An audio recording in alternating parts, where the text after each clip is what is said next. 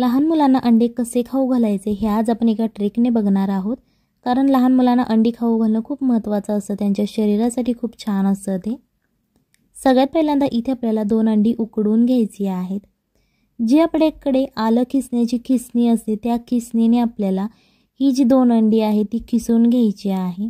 जर तुमच्याकडे अशा प्रकारची छोटी खिसणी नसेल, दुसरी कोणतीही खिसणी तुमच्याकडे अवेलेबल असेल, तुम्ही त्या खिसणीने खिसून घेऊ शकता।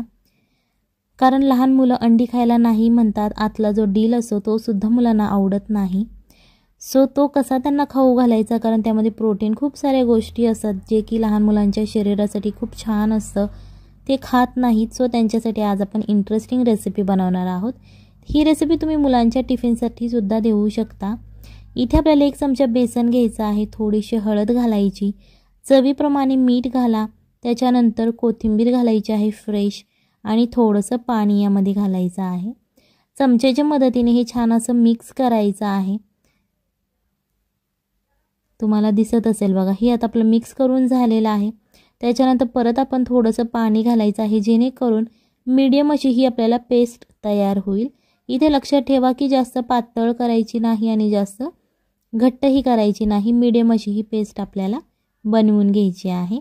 एका बाउलमध्ये 1 बारीक चिरलेला कांदा घ्यायचा आहे, त्याच्यानंतर बारीक चिरलेली हिरवी मिरची घ्या। जर तुम्ही लहान मुलांसाठी बनवत असाल तर मिरचीचं प्रमाण कमी केलं तरीही चालेल। बारीक चिरलेली कोथिंबीर आणि चवीनुसार मीठ घालायचं आहे। हे सगळं घालून झाल्यानंतर छान असं मिक्स करा, जेणेकरून मीठ कांद्याला आणि कोथिंबीरीला लागलं जाईल। याच्यानंतर आपण जे अंड खिसून घेतलेलं होतं ते यामध्ये घालायचं आहे। तुम्हाला दिसत असेल बघा, मी 2च अंडी खिसलेली आहेत, पण एवढं त्याचं तयार झालेलं आहे जी की 4 ते 5 मुलं आरामशीर खाऊ शकतील, इतकीही जास्त तयार झालेली आहे हे मिक्सचर। सो ते सुद्धा मिक्स करायचं आहे। अंड घालून झाल्यानंतर छान असं मिक्स करा, जेणेकरून जे मीठ घातलेलं आहे ते याला लागलं जाईल। हे चपातीचं पीठ घ्यायचं आहे। सकाळी आपण मुलांच्या डब्यासाठी चपातीचं पीठ तयार करतो, सो तेव्हा तुम्ही ही रेसिपी बनवू शकता, जास्त वेळ सुद्धा लागत नाही। जर तुम्हाला मैदा खावासा वाटत असेल तर तुम्ही मैदा सुद्धा यामध्ये वापरलं तरीही चालेल, पण आज आपण मुलांच्या टिफिनसाठी बनवत आहोत, सो मी ते गव्हाचं पीठ वापरलेलं आहे। हे आपल्याला चपातीसारखं लाटून घ्यायचं आहे।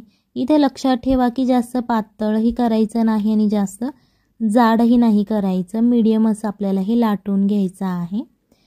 ही अशा प्रकारे मोठी जेव्हा आपली चपाती लाटून होते, त्याच्यानंतर जे आपण बेसन तयार केलेलं आहे, जो बेसनचं मिक्सचर आहे, ते चमच्याच्या मदतीने चपातीच्या मध्यभागी आपल्याला चौकोनी शेपमध्ये ते स्प्रेड करायचं आहे।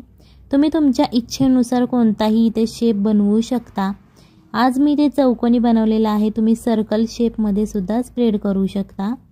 व्हिडिओ आवडत असेल तर व्हिडिओला लाईक करा आणि याच्यानंतर जे अंड्याचं मिक्सचर आपण तयार केलेलं आहे ते या चौकोनी शेपमध्ये आपल्याला पसरवून घ्यायचं आहे। हे जे अंड्याचं मिक्सचर आहे ते आपल्याला सगळ्या बाजूने स्प्रेड करून घ्यायचं आहे। जेवढं आपण बेसन स्प्रेड केलं आहे त्याच्यावरती ते स्प्रेड करायचं आहे, जास्त बाहेर येऊन देऊ नका। याच्यानंतर ही जी चपाती आहे ती 4ही बाजूने आपल्याला फोल्ड करायची आहे। इथे आपल्याला हा चौकोनी शेप बनवून घ्यायचा आहे। जर तुम्हाला दुसरा कोणताही शेप आवडत असेल तुम्ही तो बनवला तरीही चालेल, फक्त इथे गोष्ट लक्षात ठेवायची आहे की जो कोणता तुम्ही शेप बनवत असाल त्याच्या सगळ्या साइड्स अशा छान अशा चिटकवून घ्यायच्या आहेत आणि थोडंसं हाताने ते प्रेस करायचं आहे, जेणेकरून छान असा शेप तयार होतो। एका पॅनमध्ये अर्धा ते 1 चमचा तुम्ही तेल घालून घ्या। तेल छान असं गरम झाल्यानंतर हे जे आपण अंड्याची पुरी बनवलेली आहे, तुम्ही काहीही म्हणू शकता याला, हे आपल्याला त्या पॅनमध्ये ठेवायचं आहे। तुम्ही याच्यावरती बटर किंवा तूप वापरलं तेलाच्या ऐवजी तरीही चालेल।